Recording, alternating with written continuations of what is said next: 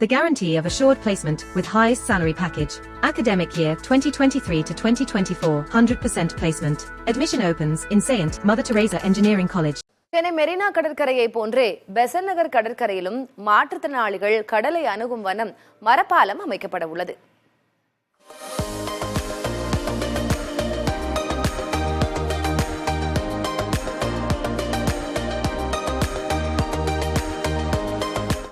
ஆர்ப்பரிக்கும் கடலின் அழகை விரும்பாதவர்கள் யாரும் இல்லை.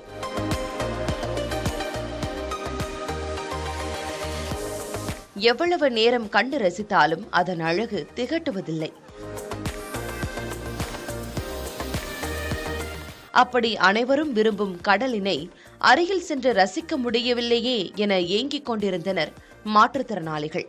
அவர்களின் ஏக்கத்தை தணிப்பதற்காகவே சென்னை மெரினா கடற்கரையில் மாற்றுத்திறனாளிகளுக்கு என தனித்த மரப்பாலம் அமைக்கப்பட்டது. 1,14,00,000 ரூபாய் மதிப்பீட்டில் அமைக்கப்பட்ட இந்த மரப்பாலத்தை கடந்த 2022ஆம் ஆண்டு அமைச்சர் உதயநிதி ஸ்டாலின் திறந்து வைத்தார். பல்வேறு தரப்பினரும் தமிழக அரசின் இந்த திட்டத்திற்கு பாராட்டு தெரிவித்தனர். இந்நிலையில் மெரினாவை போன்றே மக்கள் அதிகம் கூடும் பெசன்ட் நகர் கடற்கரையிலும் மரப்பாலம் அமைக்கப்பட உள்ளது. பெசன்ட் நகர் கடற்கரையின் அடையாளமாக திகழும் கார்ல் நினைவிடம் அருகே மரப்பாலம் அமைக்க திட்டமிடப்பட்டுள்ளது. 1,59,00,000 ரூபாய் மதிப்பீட்டில் 150 மீட்டர் நீளமும் 1.5 மீட்டர் அகலமும் கொண்டதாக அமையவுள்ள இந்த மரப்பாலத்தை கருவேலம், வேங்கை உள்ளிட்ட மரங்களை கொண்டு உருவாக்க முடிவு செய்யப்பட்டிருக்கிறது.